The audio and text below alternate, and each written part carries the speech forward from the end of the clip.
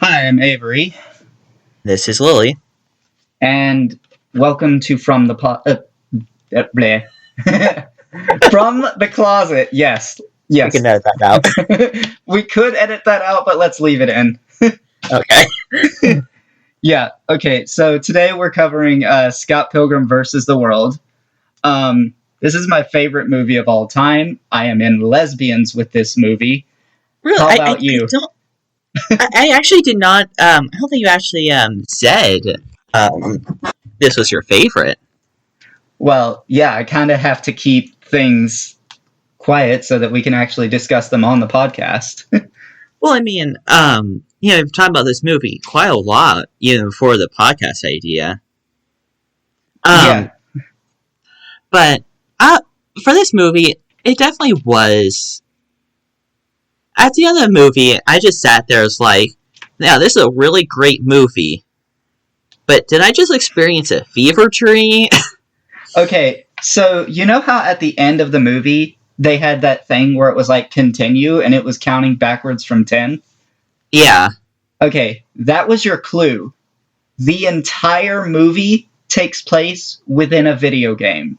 Yeah, I'm not that surprised. So, like, that should clear a lot of it up, but, like, a lot of the characters just kind of had, like, random powers, just seemingly out of nowhere. Um, Although, an interesting one that wasn't in the movie was that Scott's sister has super speed. Hmm.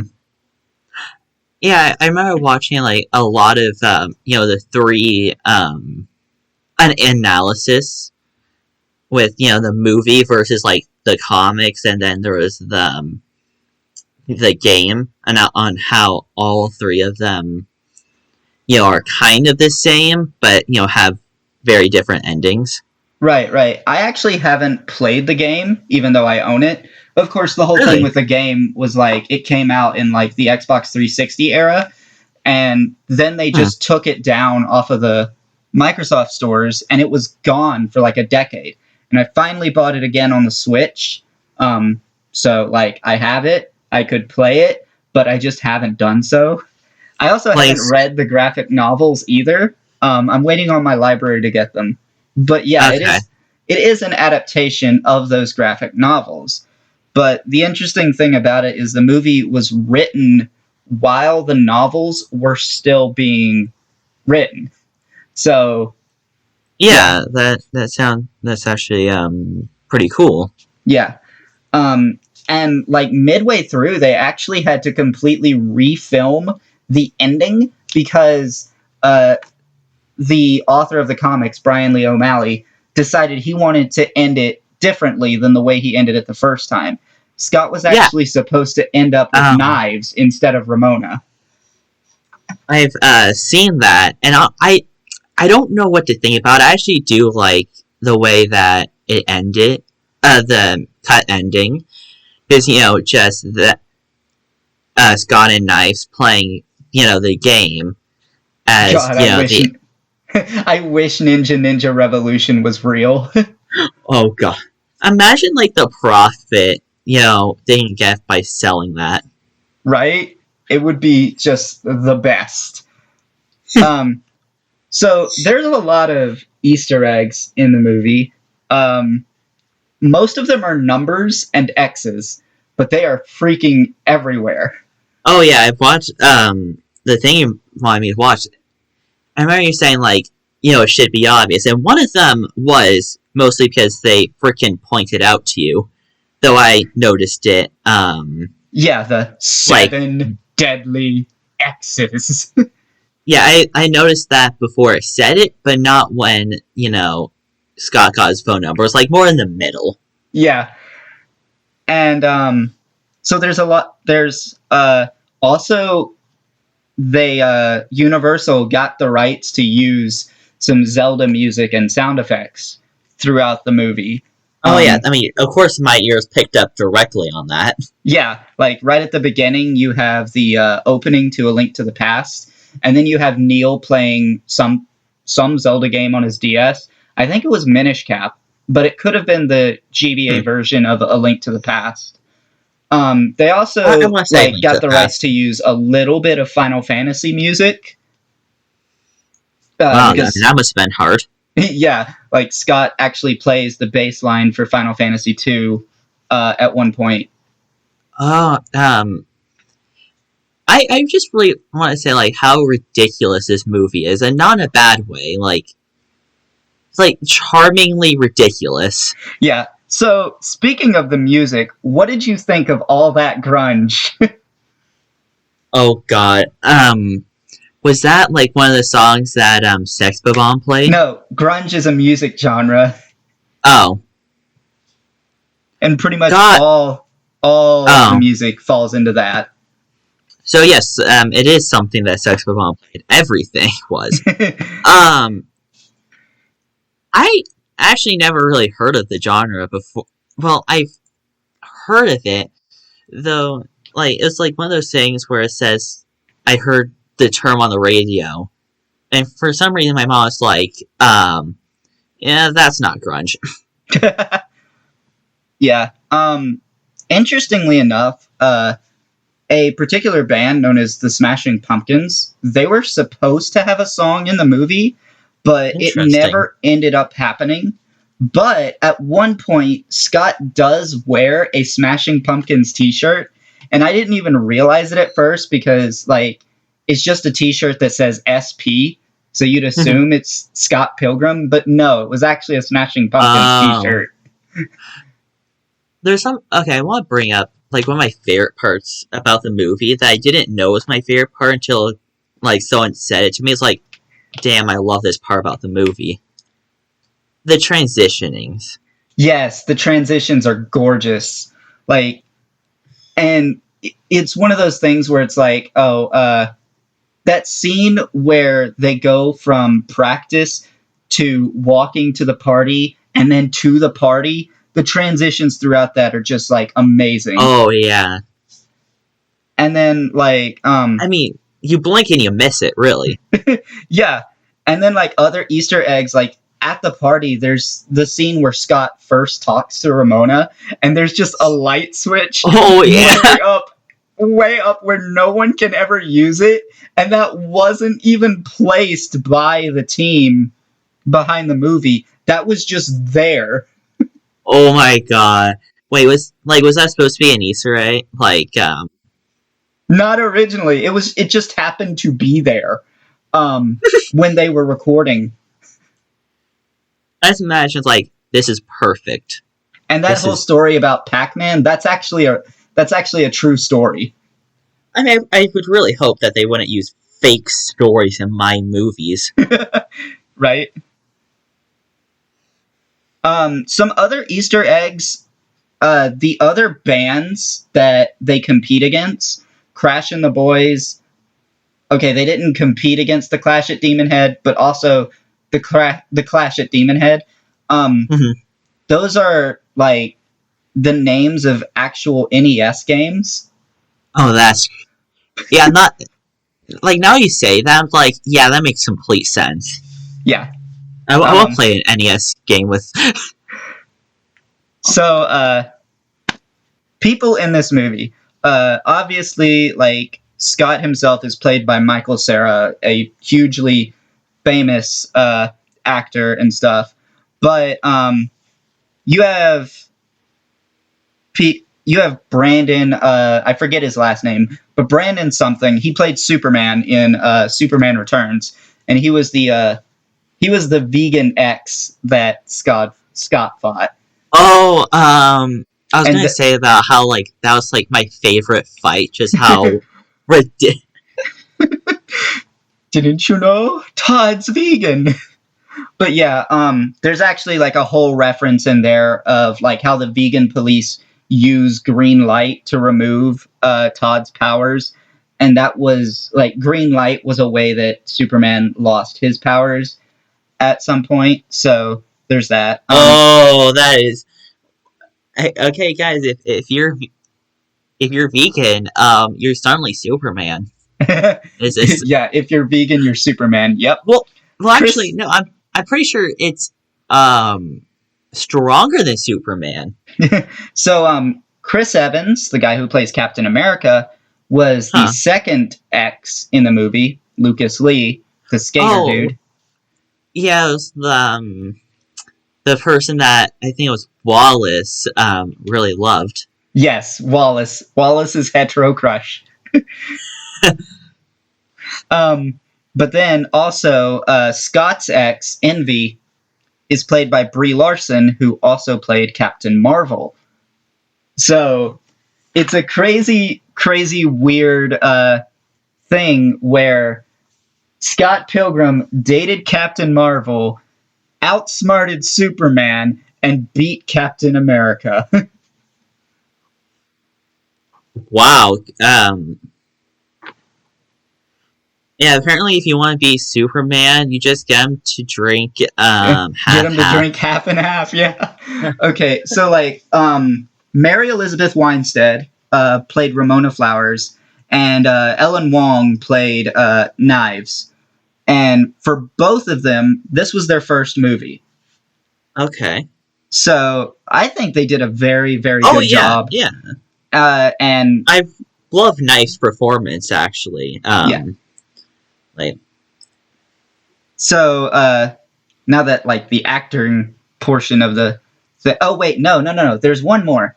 Roxy Richter, the that was the girl X.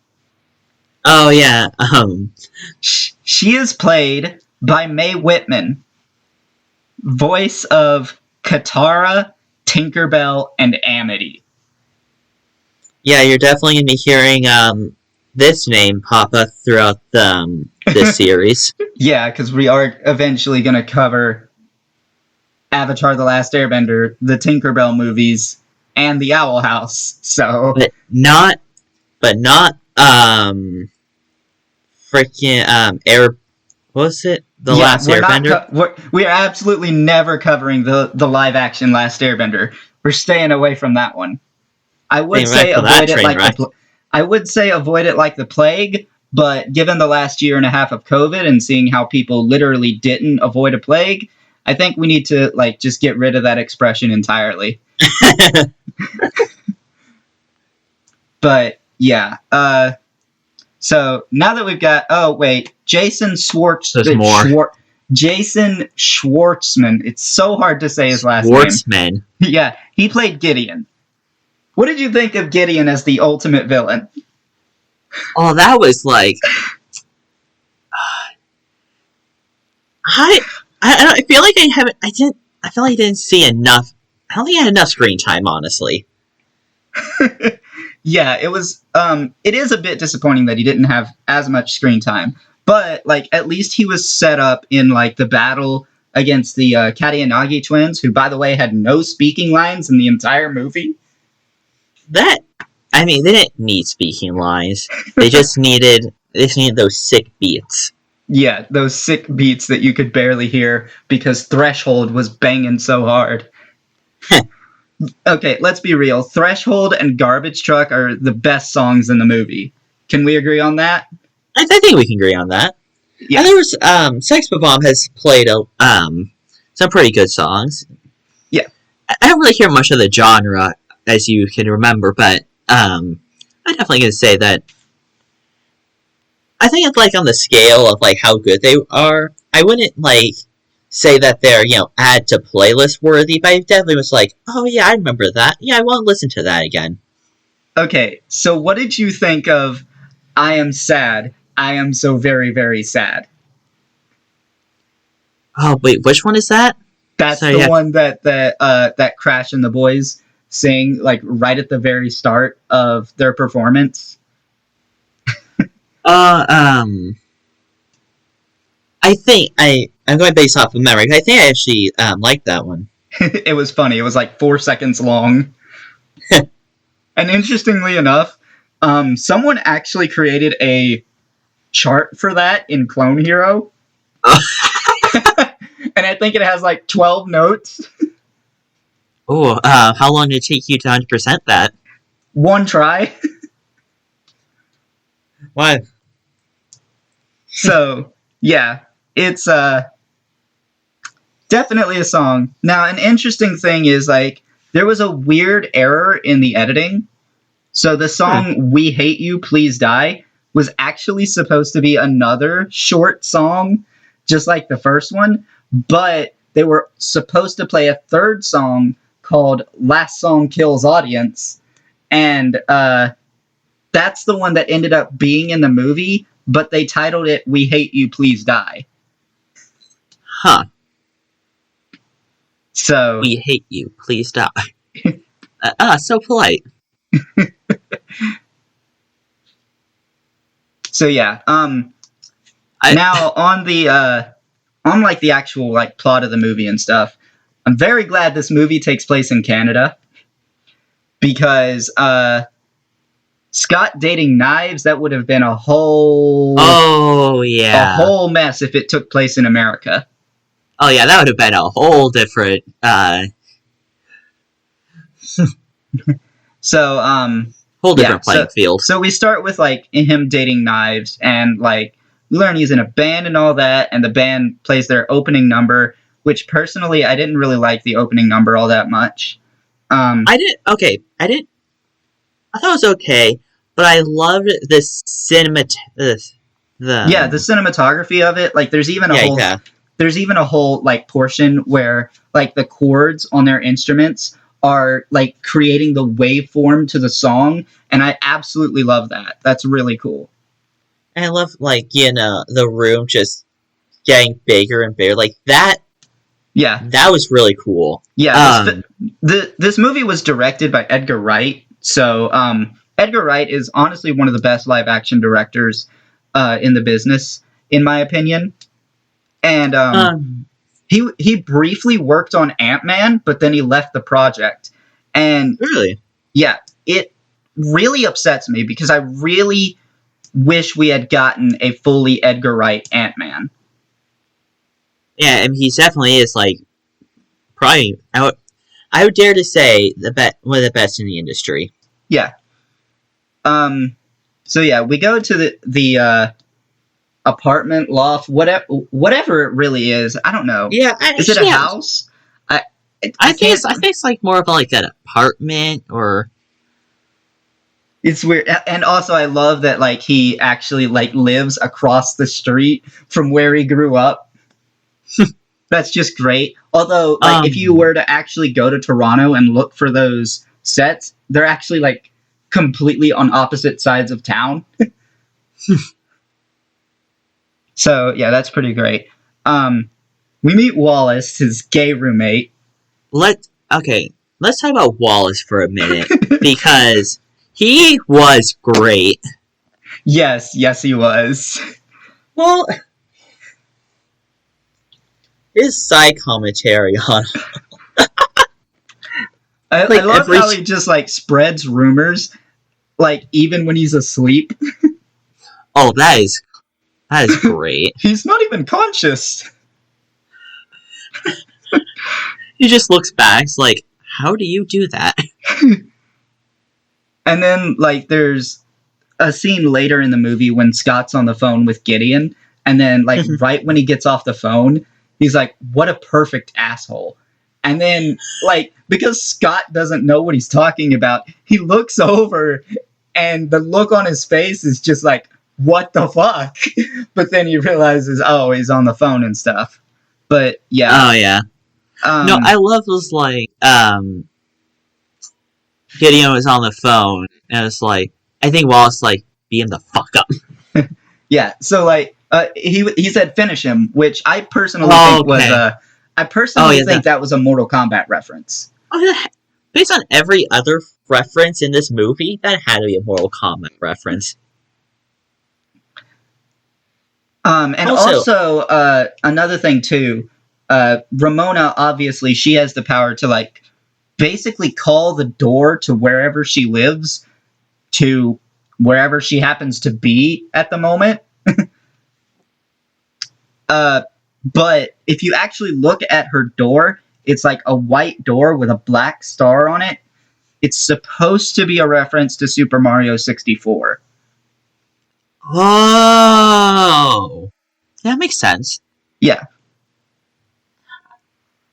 Though, I mean, if they want to make a reference to Super Mario 64, just like, summon a painting. Like, Yeah, I don't just know. like, Like, I God, feel like Scott, they jump in could. it. Jump in the painting. I feel like they couldn't get the rights to Mario or something, but then they somehow got the rights to use Zelda music. So, oh, and speaking of Maybe they just music, I didn't want. think it's really really cool that like Chris Evans, when he first like just shows up, like they're actually playing the Universal theme with it, like actually inside the movie and not just during the logo. Which, I think I remember that they might have had to play the Universal's theme at some point because they replaced it. Yeah, With because they replaced the the logo with the 8-bit style logo, which I thought was really cool anyway. Yeah, that's cool. And then they placed like this obvious like movie actor, and then they got the that was amazing. Yes. So another thing I really really like about this movie is that pretty much every single character is an asshole. Yeah, yeah. And you still end up rooting for them, or at least you still end up rooting for Scott, even though like he literally cheats on his girlfriend. Like that was a whole thing, and like you end up rooting for Ramona, even though she like you look at her history with relationships, and she's like kind of just bounced around between different people. Yeah, I remember hearing in depth for like how Rihanna like treated her exes, and it's just like, wow, I can't believe it. You created a worse character than Scott. Yeah, and then Knives, like a lot of people when they hear the whole everyone's an asshole thing, their immediate thought is to jump to Knives. And I'm like, guys, Knives is a stalker and she tried to kill Ramona. So True, but yeah, she totally fits into this too. I feel like it's a bit less than everything else. Definitely less than Riona. Uh, Less than Ramona. Ramona, yeah. Yeah. Um, and then Wallace. Wallace, Wallace is just the great. yeah, Wallace, obviously a bit of an ass. I Wallace is one of those cases where yes, I know he has flaws, but I refuse to accept them. Yeah. Um, and then of course, all the evil X's, they are literally called the evil X's. So, Well, I think so the first one we didn't actually get to know much about him. yeah, Just start attacking. yeah, pretty much. I do think it was kind of that scene where he shows up and then he just randomly starts singing. That to me is just kind of like the one moment that I'm not that I don't like. Okay. Yeah, I don't like his song. I don't like how random it is, and it's I honestly forgot he had a song. yeah, and it's honestly the moment that a lot of people just completely tune out of the movie. Really? Yeah. No, I'll be honest. Oh, and back to like Scott being an asshole. Mhm. The thing I really love, Nega Scott shows up and there's no fight because since Scott is an asshole, his opposite is actually a really nice guy. Oh, And like he actually says he's actually a really nice guy in the movie.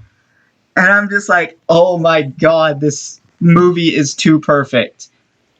And like if you go through and watch the movie again, like I highly recommend just watching Neil the entire time because Neil does a bunch of weird stuff in the background. Like at one point he literally just takes a quarter and pops it in his mouth. huh. Speaking of quarters and like everybody like just bursting into quarters and stuff, there's this moment after Scott beats Matthew Patel, the first X, Uh-huh. where he picks up all the money, and it's like 240, and he's like, "Oh, that's not enough for the bus." And Ramona's like, "I'll loan you the 35 cents." At the time they recorded that scene, the bus fare in Toronto was actually 275. But by Oh, the time that's... by the Oh. time the movie actually ended up releasing, the bus fare had been raised. So that was kind of unfortunate. So much attention to detail. Except the detail didn't pay any attention to it.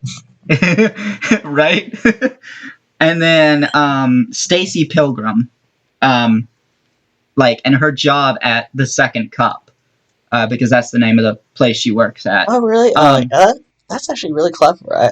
I want to go. If I ever start a coffee restaurant, I want to call it that. so, the crazy thing is, that's an actual, coffee shop and stuff. Well, I guess And I'm not. And when they went to record and get permission to record there, there was actually somebody who worked there with the name Stacy Pilgrim. So the name tag that she wears in the movie is the real Stacy Pilgrim's name tag. Oh, that is just too perfect. Oh, that is... Oh, that is too perfect. Yes, it's just You don't amazing. get coincidences like that. Yeah. Just anywhere. Yeah, it's like one of those crazy coincidences where it's like the rays of the sun were shining down on this movie.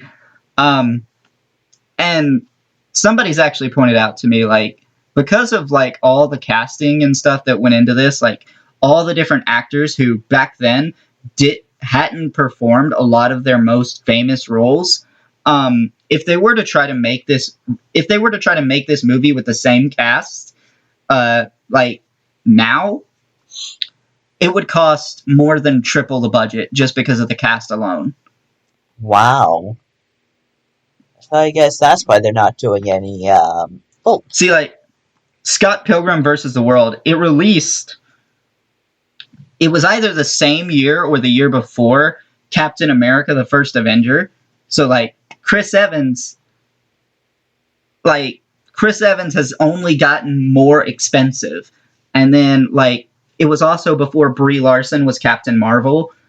So there's that too. Definitely wasn't before Brandon was Superman, because that was in 2006 or something. So many references. Yeah. So anyway, regarding the actual plot of the movie, they're Scott and his band just going through the Battle of the Bands. I thought that was pretty interesting. Then the band just kind of shows their true colors at the end, and they're they kind of just leave Scott in the dust. And I'm just yeah, that's kind of a dickish move. And the whole thing with the second life, I thought that was just perfectly set up. Oh yeah. Because if you thought about it, if you were actually thinking about it, you would know that his death wasn't permanent and that he was going to be back and that he had a second life and everything. Yeah, because of that moment where he's like, I'm going to get a life, and actually grabs it. It's great. And then there's a lot of actual panels from the graphic novel in the movie as well. Yeah, I really should have predicted it, when he got that life. It's oh, he's going to die and have to restart the level again, or whatever like that. But I didn't. He died on the final boss. How predictable. Speaking of battles and such, let's talk about a lot of the things this movie makes fun of. It makes fun of action one-liners a lot. Where a lot of the time the characters are just what? When literally anything happens. Um, they made fun of the whole angry vegan trope and the vegan police thing. Oh, I love the vegan police. Vegan police! Chicken isn't vegan? Oh, I love. Wait, what's the first thing that he said wasn't vegan? Gelato. What is gelato? It's kind of like ice cream. It's pretty similar to ice cream. And also made with the same basis as ice cream, Yeah. being milk. Um, If only he was a but one of vegetarian. the things I really, really like in the battle against Todd, Todd the vegan, is the base battle portion. The Yeah. crazy thing about the bass battle is that Michael Cera actually plays bass, so he had Huh. to actually dumb down his skills, and the movie was actually playing up Brandon's skills to make him seem like he was better at bass, because he doesn't actually play bass. In real life, the battle would definitely gone very different. Yes, it would. Then again, I mean, being a vegan just makes you better. Yes, being a vegan just makes you better than most people. I love it. That, like, the whole thing, they're just making fun of the angry vegan trope.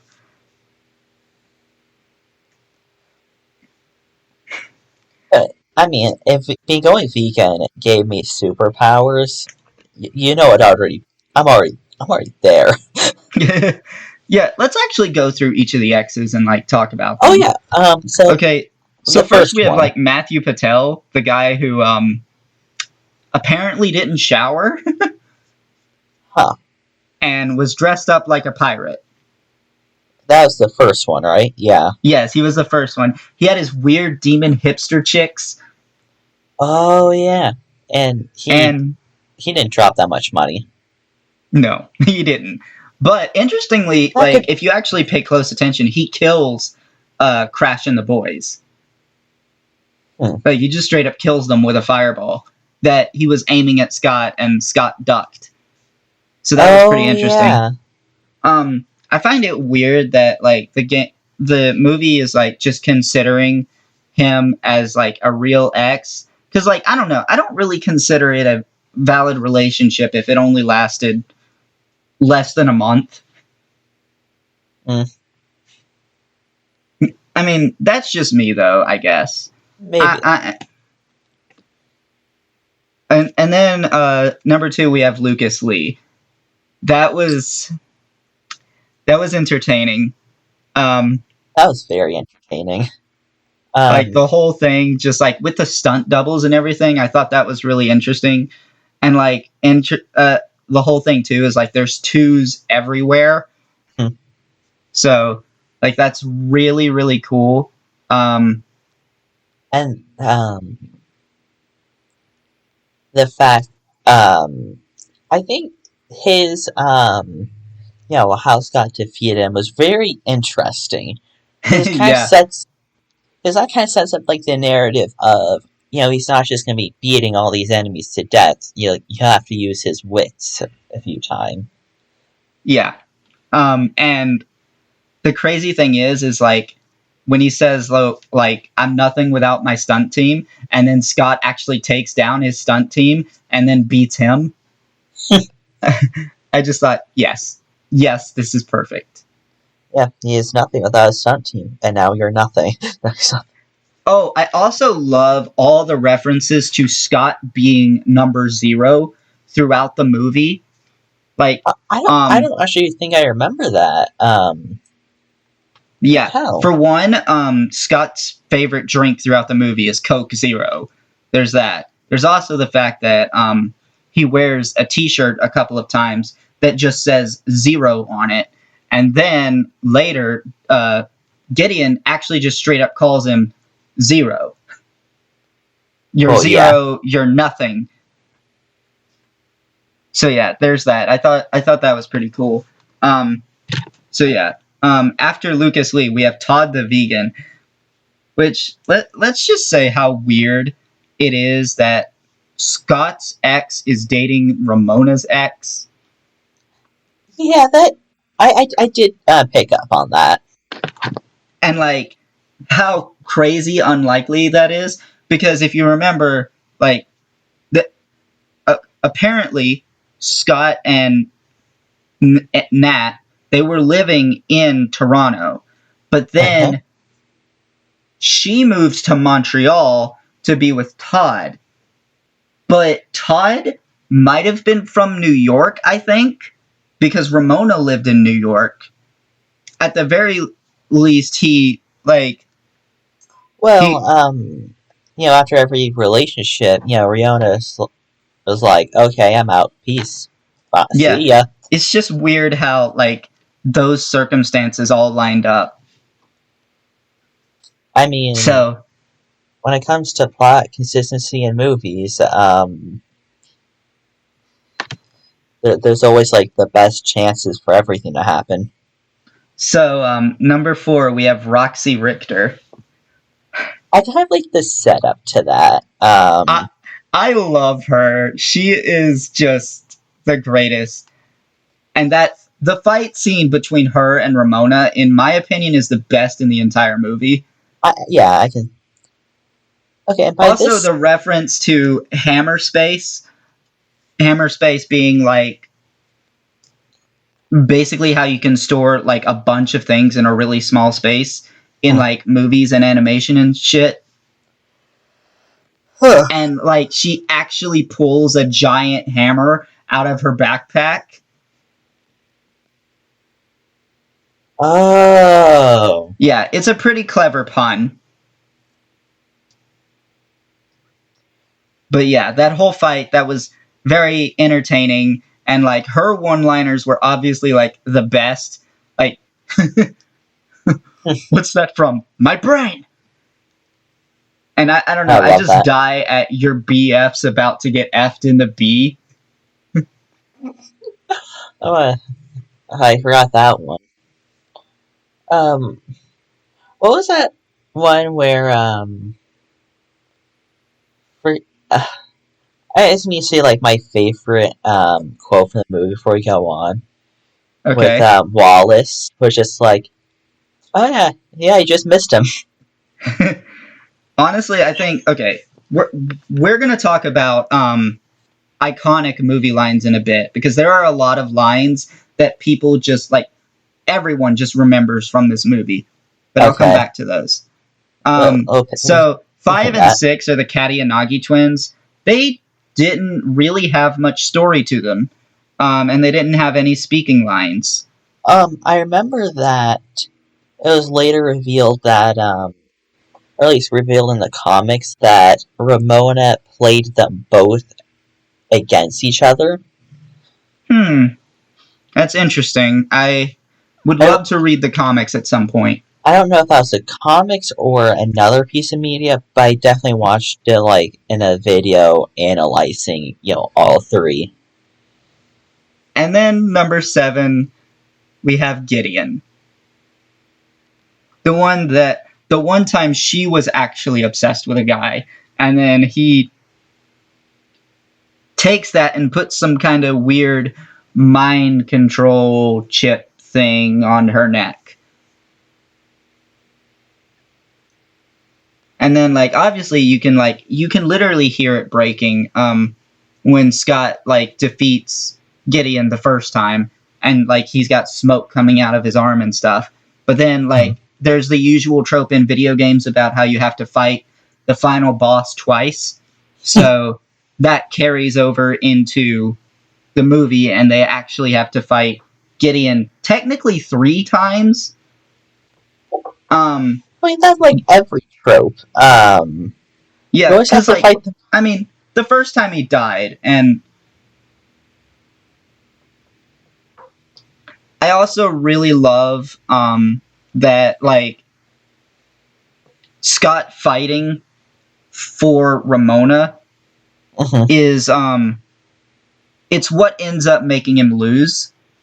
But when he fights for his own self-respect, that he ends up winning with that.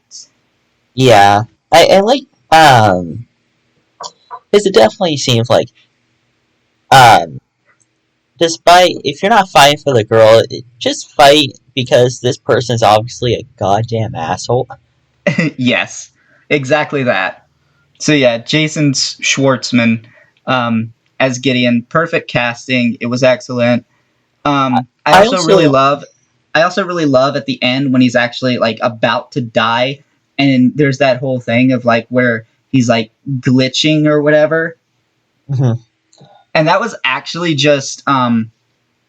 So the whole thing with that was the director was looking at the computer screen of somebody who was editing the movie, Mhm. and their computer screen actually glitched, and he was like, "I want that. Put that in the movie." I love that. But I love I don't know why, but I loved his final lines. Like, you know how long it took me to get all the X's together? A few hours. Yeah, and like there's actually a deleted scene, or not really a deleted scene, an extended version of the scene where he says it was his assistant, and I don't know if I like that. I feel like it being him is just a lot better. Yeah, especially just like I spent all that time, like a few hours, 2 hours. and that's how he dies. You know? Yes. Oh shit! Wow. I did not realize how long we've been going for. Well, yeah. Podcasts are typically long. Well, I mean, it just seemed like we haven't been. At least to me, I didn't think we were going. We hit the 40-minute already. Yeah. I mean, we're pretty close to done, I think. Well, So I think I we think definitely I think with this movie, like this movie is trying to say a few things. It's like it's about how your past relationships have an influence on how you experience your newer relationships. And as someone who's been through a lot of relationships, I can definitely say that that's true. Um, I have no and comment for this yeah, section. because like you've actually never been in a relationship, so it's it's whatever. But Yeah.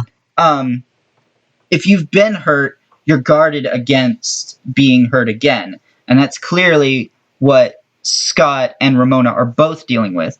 And you also don't want the person you're dating to compare themselves to your exes.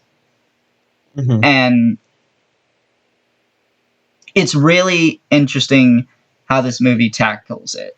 And I think. even and it's not just like the relationships with the seven evil exes and envy, but also the relationship with knives has an effect on the relationship with Scott and Ramona.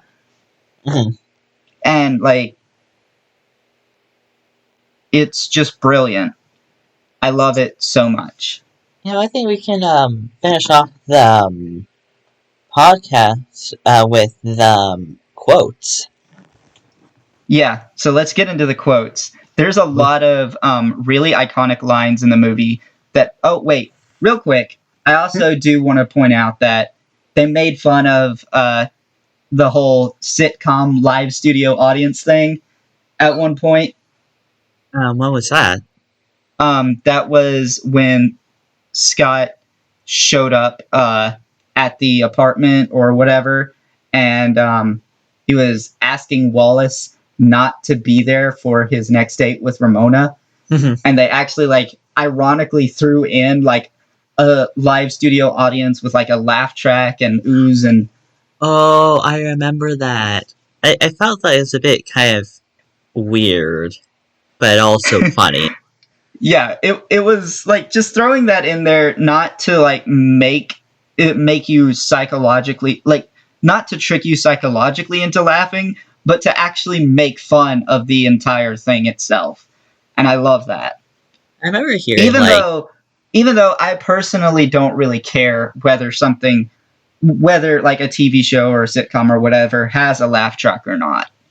I just don't like if it's overused. Yeah. I mean, to me, I don't even notice it most of the time, and that's just how it is for me. Although sometimes I will try to pay attention to see if a show has a laugh track. Like recently, I watched New Girl on Netflix, and that show does not have a laugh track at all. So there is that. iCarly actually had laugh tracks, and so did Drake and Josh. I feel like I can remember like a few, and I feel like in iCarly, some of the laugh tracks actually was done by some of the characters themselves. Yeah, sometimes it was just Sam pressing a button on the remote. Yeah. But like, even when the web show wasn't going on, it was still there sometimes. So it definitely, at least for iCarly, I feel like that would definitely like match its feeling. Yeah. Though we've gone heavily off topic. Yeah. Okay. So quotes from the movie that are just like really iconic. You have "I'm in Lesbians with You." I love. And the quote before that the preamble does the you have to use the L word, lesbians. No, the other one, lesbians. Yeah, there's that. Also, you cocky cock. Oh, that's like that was actually the reason they couldn't use the F word at all in the movie. So when what was her name? When Natalie had to tell Julie to shut up, she basically kind of stole Julie's weird black censor bar box power thing. Oh yeah. So there was that. There's also the whole I've never even kissed a guy. Hey, me neither. that one was just, that one's too funny. Wait, who says that? Knives says, I've never even kissed a guy, and Scott responds, hey, me neither. I love that. I don't know. Okay, so you try to think of iconic lines, and I don't know if it's iconic. My brain just went completely dead for some reason. No, I don't know if it's iconic, but one of my favorite lines was just like, oh yeah, you're my bitch forever. Yeah. Oh yeah, you're totally my bitch forever. That one's not really that iconic, honestly. But it's my favorite. Like, everything out of Wallace's mouth is pure gold. Yes. Also, I love that when he randomly just starts making out with Scott's sister's boyfriend, she just goes, Wallace, again? Implying that it's not the first time it happened. Oh yeah, I love that. And it's like, I forgot what, I think Knife said something, it's like, say goodbye, to whoever, to the gay person's like, gay? I forgot. No, Ramona said, Ramona. Tell your gay friends I said bye. Yeah, that was it. Yeah. I butchered that, but that's still funny. It's like, wait a minute. Gay friends? Like, God damn it, not again.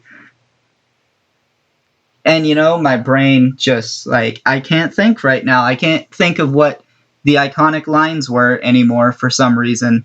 Just, I'm in Lesbians with You, and that's it. I mean, in truth, that's all you need. There were definitely others, but that is definitely the most iconic line. It's one of those ones where it's like, if you have a challenge where it's like, name a line from a movie where fans of the movie instantly know what it is, I'm in Lesbians with You is one of those lines. Yes. That I can definitely say.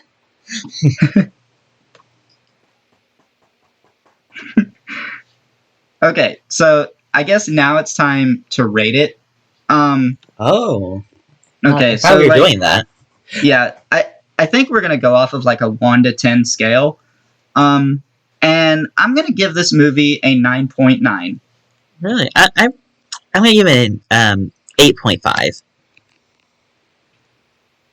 Okay, that's fair enough. What is it exactly that you didn't like about it that makes you rate it much lower? I think it's just well, first, like you pointed out, I've never been in a relationship. I can't relate to half the things that they're saying.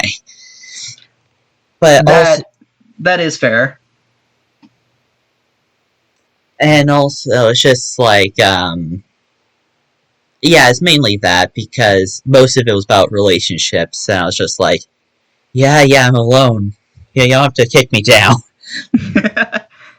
All right. So I think now that we've rated it, it's time to like spin the wheel to see another movie that we're going to be doing. The next movie Although the on next time. except it's not going to be the movie we do next time because next time we're doing Planet Hulk Oh yeah, for our free movie of the month thing. So I'm going to spin the wheel now, which people listening to this won't be able to see, and it landed on Raya and the Last Dragon. Ooh. So yeah, that was for on Disney Plus now, right? Yeah, it's on Disney Plus. So, if you want to watch Scott Pilgrim versus the World, there will be. If you're watching this on YouTube, if you're listening to this podcast on YouTube, there will be a link in the description to purchase the movie. It is also available on Netflix, but I'm not 100% sure about where it is in other countries. So hopefully it's still on Netflix by the time this gets released. Oh, it probably will be. I can't imagine them removing it from Netflix. Well, who knows when the time this gets released? We don't know. That's true. But yeah, next episode, it's going to be Planet Hulk. And then we're probably going to be doing Raya and the Last Dragon after that. So, catch you guys next time. Keep it sleazy.